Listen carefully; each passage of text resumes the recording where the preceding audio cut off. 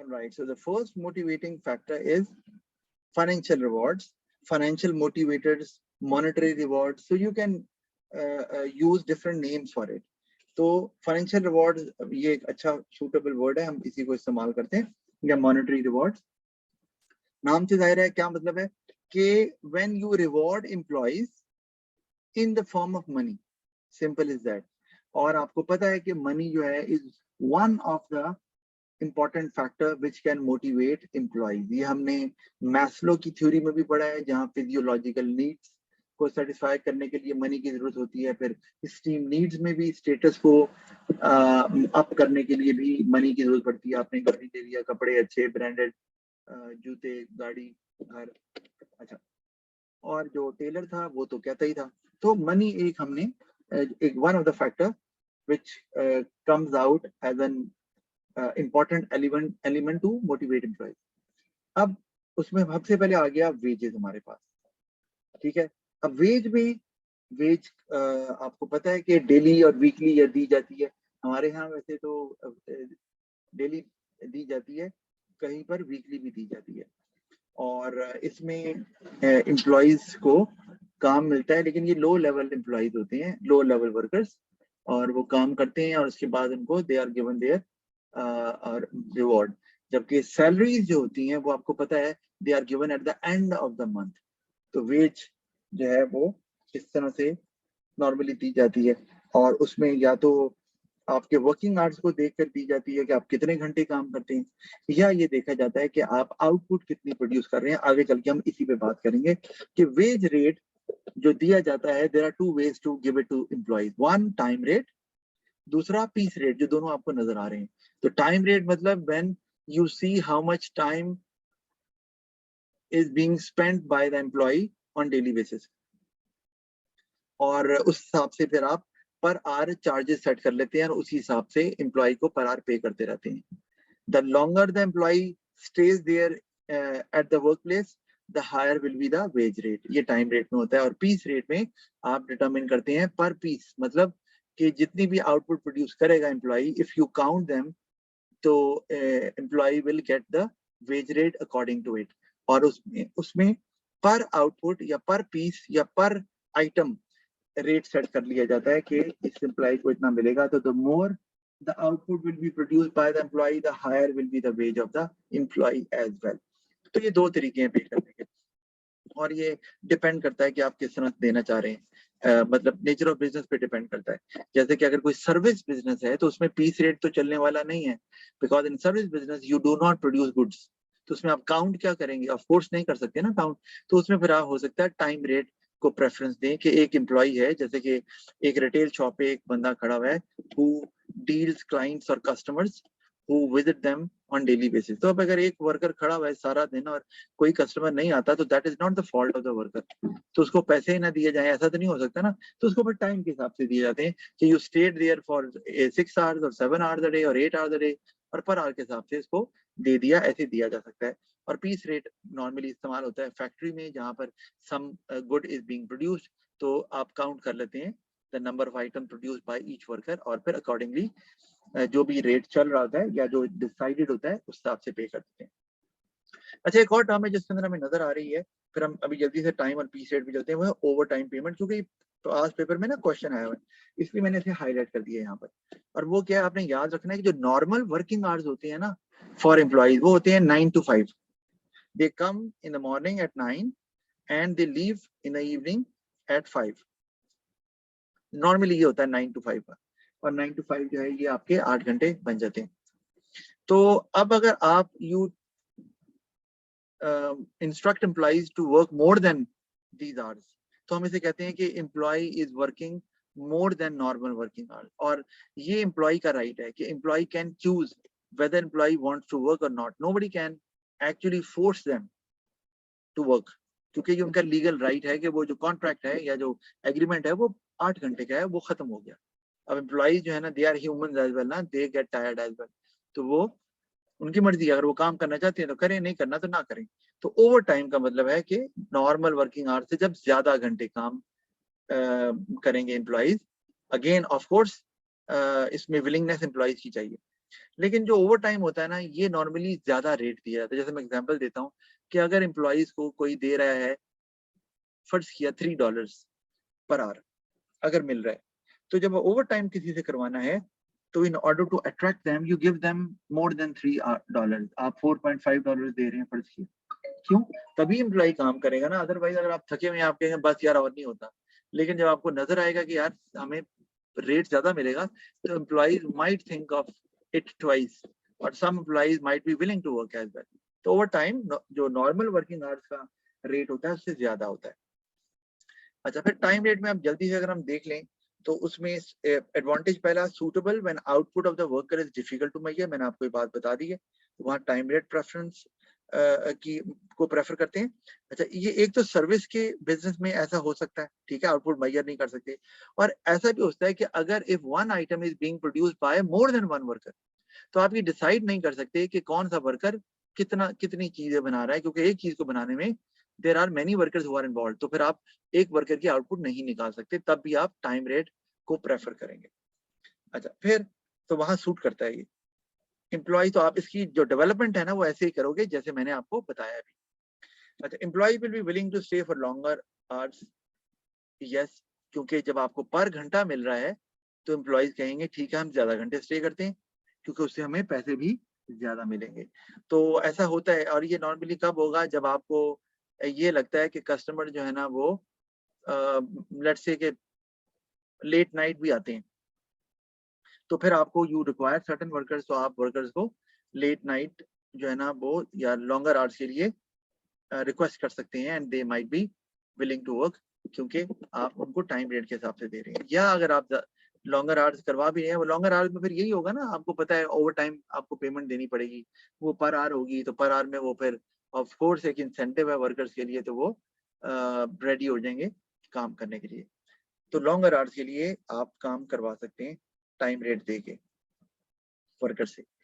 अच्छा, और वो तभी ना आपको बताया लॉन्गर आवर्स की, आपको लगता है कि जी हैवी कस्टमर ट्रैफिक है और पूरा दिन हैवी कस्टमर ट्रैफिक रहा है, और इवन इन द इवनिंग और at night there will be the same number of customers visiting the shop और द बिजनेस, तो फिर आपको ये टाइम रेट सूट करेगा जिसमें आपको वर्कर्स को शायद रिक्वेस्ट भी ना करनी पड़े, and they will be willing to work for another couple of hours.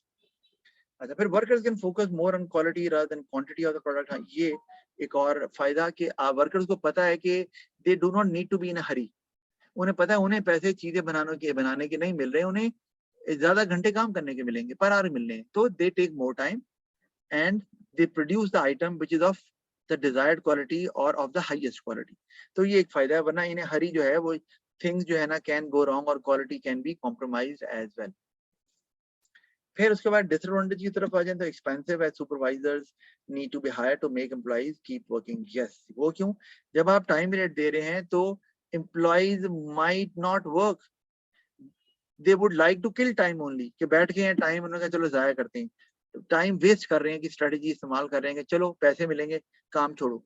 तो इसका मतलब है आपको उनको चेक करने के लिए you require another person, another manager, and we call the person supervisor, जो क्लोज कांटेक्ट में रहता है एम्प्लॉय के साथ और देखता है उनका कि वो कब आ रहे हैं, कब जा रहे हैं और काम कर भी रहे हैं कि नहीं कर रहे हैं, तो एक एक्स्ट्रा कॉस्ट पड़ जाएगी। फिर good and bad workers will get the same पे, ये भी हो सकता है बिल्कुल कि आप दो वर्कर्स हैं, एक अच्छा वर्कर है एक नहीं, तो एक अच्छा काम कर रहा है उसको भी उतने पैसे मिल रहे हैं, दूसरा अच्छा काम नहीं कर रहा या quality is not of the same standard, उसको भी उतने पैसे मिल रहे हैं, क्योंकि जो पेमेंट की जा रही है that is on the basis of the number of hours spent by workers rather than the output produced or the level of quality being produced by the workers as far as the product is concerned, तो वो नहीं हो रहा। तो इससे होगा क्या, इसको डेवलप करो जरा, क्या होगा इससे अगर गुड एंड बैड वर्कर्स को अगर सेम पे मिल रही है, डेवलपमेंट क्या होगी, मतलब इसका इफेक्ट क्या होगा? नहीं समझ नहीं आ रहा? सर, इससे गुड वर्कर्स शायद डीमोटिवेट हो, क्योंकि वेरी गुड, जो काम नहीं करते उनको भी सेम अमाउंट ऑफ मनी मिलता है। एब्सोल्युटली, तो गुड वर्कर जो है ना दे might get demotivated and they might not like to work over there, वो कहेंगे भाई कहीं और काम करते हैं जहां हमारे गुड वर्क को अप्रिशिएट किया जाए। तो अगर हमें सेम ही मिलना है तो हम फिर या तो वो काम छोड़ देंगे या फिर वो जॉब छोड़ देंगे या फिर वो काम उसी तरह करना शुरू कर देंगे जिस तरह के वो स्लो एंड स्लगिश वर्कर्स काम कर रहे हैं या बैड वर्कर्स काम कर रहे हैं। तो उससे तो वर्कर्स जो एक बहुत बड़ा सेटबैक होगा for the business in terms of quality, in terms of output, meeting customer requirements जो उनसे नहीं हो पाएगा। फिर इसी तरह से time device is required to calculate the working hours for each worker. जिसमें आजकल बायोमेट्रिक आ गया है, तो आपको वो डिवाइस चाहिए जिसपे वर्कर जो है ना चेक इन चेक आउट करें कि अगर टाइम रेट है तो आपको पता हो ना, वर्कर कुछ भी कह दे मैंने 6 घंटे काम किया, मैंने 5 घंटे किया, ऐसे तो नहीं चलेगा। तो ये require something which can register workers timings कि जी अच्छा इतने बजे आ रहे हैं, इतने बजे जा रहे हैं। तो उसके लिए फिर आपको इंस्टॉलेशन करनी पड़ेगी ऐसी डिवाइसेस की जो कि कॉस्टली पड़ सकती हैं आपको। अच्छा, फिर हम आ जाते हैं पीस रेट के ऊपर। तो पीस रेट मैंने आपको बता दिया था क्या होता है, तो कि जो नंबर ऑफ आउटपुट के हिसाब से दिया जाता है। Productivity of the workers will increase resulting in lower cost. समझ आती है आपको बात की कि वो एक वर्कर जो पहले 10 चीजें बनाता था वो 15 बनाना शुरू कर देगा, because the worker knows that he or she will get more in return. तो उससे आपको सबसे बड़ा फायदा जो होगा प्रोडक्टिविटी बढ़ने से, वो क्या होगा भला बिजनेस को? Lower average cost. Low average cost, yes, और उससे प्रॉफिट बढ़ सकता है। आप बिल्कुल ही हम लिख सकते हैं। अच्छा, फिर दूसरा एबल टू मीट डेडलाइन, ये भी आपको समझ आती है। जब आउटपुट ज्यादा होगी तो कॉस्ट तो कम होगी, आप वर्कर्स की जो डिमांड्स हैं उनको भी आप टाइमली मीट कर सकेंगे, क्योंकि अब आप क्वाइट फास्ट हैं अपने ऑर्डर्स को टाइमली कंप्लीट करने में। फिर easy to calculate wages, yes, आपको क्या करना है, आपको सिर्फ नंबर ऑफ आउटपुट कैलकुलेट करनी है, काउंट करनी है प्रोड्यूस बाय ईच वर्कर, और फिर आपने उसी रेट से वर्कर्स को पे कर देना है। तो ये एक बहुत ही हेक्टिक किस्म का या कॉम्प्लेक्स किस्म की कैलकुलेशन नहीं रिक्वायर्ड पे करने के लिए। फिर डिसएडवांटेज में क्वालिटी कैन बी कॉम्प्रोमाइज। क्यों भला बताओगी? ऐसे क्योंकि आउटपुट जितना ज्यादा आउटपुट होगा उतने ज्यादा पैसे मिलेंगे, तो वो हरी में होंगे कि ज्यादा आउटपुट प्रोड्यूस करें। एब्सोल्युटली, तो वो ध्यान नहीं देंगे to maintain the standard given by the organisation या सेट बाय द ऑर्गेनाइजेशन। तो बिल्कुल, और उससे फिर क्वालिटी कॉम्प्रोमाइज होगी तो bad image will come out. वो कस्टमर्स पे क्या इंप्रेशन जाएगा, सेल्स पे वगैरह वगैरह, इस तरह से आप एक्सटेंड कर सकते हैं। फिर careful workers will get lower wage. Yes, के वो वर्कर जो ध्यान से काम कर रहे हैं and they are taking care of the quality as well, तो उनको उल्टा कम मिलेगा क्योंकि वो चीजें कम बना रहे हैं। तो they will also be highly discouraged. तो वो भी या तो तेज बनाना शुरू कर देंगे या फिर वो छोड़ देंगे काम करना। They leave the organisation and they will like to work in an organisation where good work will be appreciated. तो फिर quality control system will be required which is expensive, yes. अगर आप पीस रेट से दे रहे हैं तो worker will be हरी, जैसे हमने पहले बात की है, तो उससे चीजें तो क्वालिटी तो कॉम्प्रोमाइज होगी, साथ में आपको फिर क्वालिटी कंट्रोल डिपार्टमेंट बनाना पड़ जाएगा। और इसका क्या काम है? They will check the items which are coming out of the production process whether they are of the set standard और नॉट। तो आपको इंस्पेक्टर्स चाहिए होंगे, we call them quality inspectors, और वो फिर आइटम्स को चेक करके साइड पे करेंगे कि ये डिफेक्टिव है, ये ठीक है, क्योंकि फिर तो डिफेक्टिव होने के चांसेस बढ़ जाएंगे। तो खाली डिफेक्टिव गुड्स की कॉस्ट आपको नहीं पड़ेगी, खाली वो तो जाया होगा, प्लस आपको जो आपको एक्स्ट्रा कॉस्ट पड़ेगी इस क्वालिटी कंट्रोल सिस्टम को, डिपार्टमेंट को डेवलप करने की, अलग से एम्प्लॉइज को हायर करने की जिनका कोई काम नहीं होगा सिवाय टू चेक क्वालिटी। तो वो एक बर्डन ऑर्गेनाइजेशन पे आ जाएगा और उससे कॉस्ट सिग्निफिकेंटली इंक्रीज कर जाएगी। फिर workers will suffer if machinery breaks down, yes, कि अगर मशीनरी खराब हो गई है तो वर्कर्स का कसूर नहीं है। They are still willing to work, they are ready to work, but they can't work because machine is not in order. तो ऑफ कोर्स नुकसान वर्कर्स का होगा और वर्कर्स कहेंगे भाई इसमें हमारा क्या कसूर, हमें क्यों पैसे कम मिल रहे हैं। तो of course there will be आपके लिए lot of hue and cry from the worker side, और उसमें अगर वर्कर्स प्रोटेस्ट करेंगे तो of course bad image spread होगा कि ये अपने एम्प्लॉइज को मिसट्रीट कर रहे हैं। तो ये प्रॉब्लम आ जाएगा। और आप अगर एम्प्लॉइज को पे करेंगे तो आपकी आउटपुट बन नहीं रही, और आप एम्प्लॉइज को अगर पे करेंगे ज्यादा तो आपकी कॉस्ट बढ़ जाएगी सिग्निफिकेंटली, क्योंकि बंद कुछ नहीं रहा, मशीनरी काम है, एम्प्लॉइज को आप एक्स्ट्रा पे कर रहे हैं, तो profits would be affected negatively. तो ये प्रॉब्लम आ सकता है। फिर not suitable for job production. आपको पता है, वैसे भी हमने पढ़ा नहीं है लेकिन वैसे ही पूछ रहा हूँ, जॉब प्रोडक्शन क्या होती है पता है? No sir. अच्छा, जॉब प्रोडक्शन होती है कि when one item is produced at a time. For example, you have a birthday and you place an order to for a birthday cake according to your requirement, कि जी इसके ऊपर हमटी Dumpty बना हो, या इस पे ये डिजाइन हो, इसकी ये शेप हो, ये इतने पाउंड का हो, वगैरह वगैरह। तो आजकल जो बनाए जाते हैं ऐसे केक्स, उनको बोलते हैं made to order cakes, and they are done through job production. जिस तरह आपका टेलर हो गया, तो टेलर भी यही काम करता है कि आपकी बॉडी मेजरमेंट के हिसाब से tailor stitches cloth for you.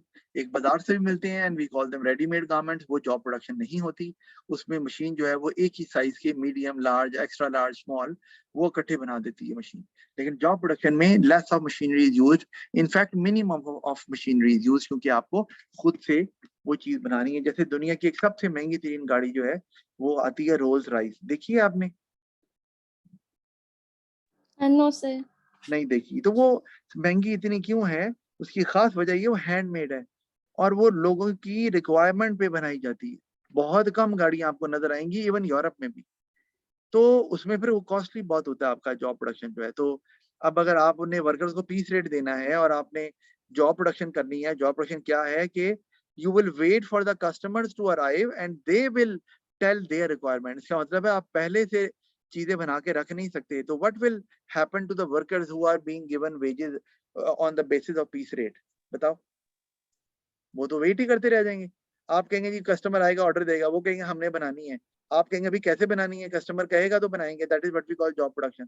तो जॉब प्रोडक्शन में पीस रेट बिल्कुल नहीं चल सकता। ये एक और हम डिसएडवांटेज के तौर पे इसको ले सकते हैं। Got it Sakina? Yes sir. आगे सैलरी, मैंने आपको बताया था कि सैलरी और वेज में यही फर्क है कि salary is given on monthly basis, और नॉर्मली ये दी जाती है जो स्किल्ड स्टाफ होता है who is involve in mental work, यानी कि ज्यादातर जो फिजिकल स्टाफ, फिजिकल वर्क में जो स्टाफ इन्वॉल्व होता है उसको नॉर्मली वेजेस दी जाती हैं। रॉ लेबर जिस तरह हो गई आपकी, तो पॉटर्स हो गए जो सामान उठाते हैं एक जगह से दूसरी जगह। लेकिन ये सैलरी नॉर्मली मैनेजमेंट को, ऑफिस स्टाफ हो गया, मैनेजमेंट का जो पार्ट होते हैं वो लोग, या other people who are involve in clerical work, लेकिन वो मेंटल एफर्ट में इन्वॉल्व है, तो दे गेट सैलरीज। और उसमें एक फिक्स अमाउंट उनको दी जाती है और वो उतनी मिलनी है। मतलब काम ज्यादा करें कम करें कोई फर्क नहीं पड़ता। तो पहला advantage, payment has to be calculated once a month. तो ये है कि डेली आपको काउंट नहीं करना, सैलरी महीने के एंड पे बन जाएगी, मिल जाएगी। तो इसमें जो एडमिनिस्ट्रेशन कॉस्ट है ना वो बच जाती है। अदरवाइज अगर आपको पीस रेट या टाइम रेट देना हो तो आपको एक एक्स्ट्रा स्टाफ चाहिए who will be counting the output और the number of hours to see what amount of wage to be given to each worker. तो ये हो सकता है। अच्छा, तो वो नहीं करना पड़ेगा यहाँ पर फिर, तो वो एक्स्ट्रा एडमिनिस्ट्रेशन कॉस्ट बच जाएगी। फिर suitable when the job requires workers to stay more than normal working hours. हाँ यस, जब आपने ज्यादा घंटे काम करवाना है, और मैनेजमेंट की जॉब ऐसी होती है, आपको बता रहा हूँ। आप बैंक्स को ले लो, उसमें नॉर्मली जो मैनेजर्स होती है, नॉर्मली बैंक के टाइमिंग्स होती हैं 9 to 5, ठीक है, लेकिन they stay there with the bank, sorry in the bank with the staff members जो उस डिपार्टमेंट में होते हैं।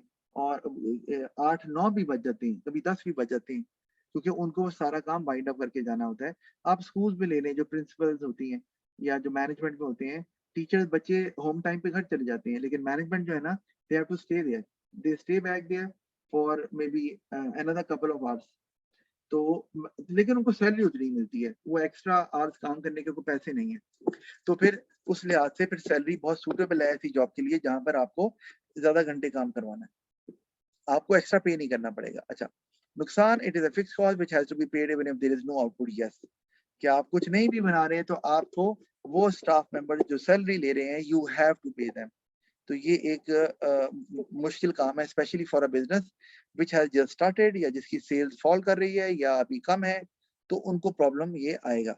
फिर paid holidays of the salaried staff increase the cost of the business. Yes, कि जो सैलरीड स्टाफ होता है ना, वेजेस में तो ये होता है कि you work and you get paid.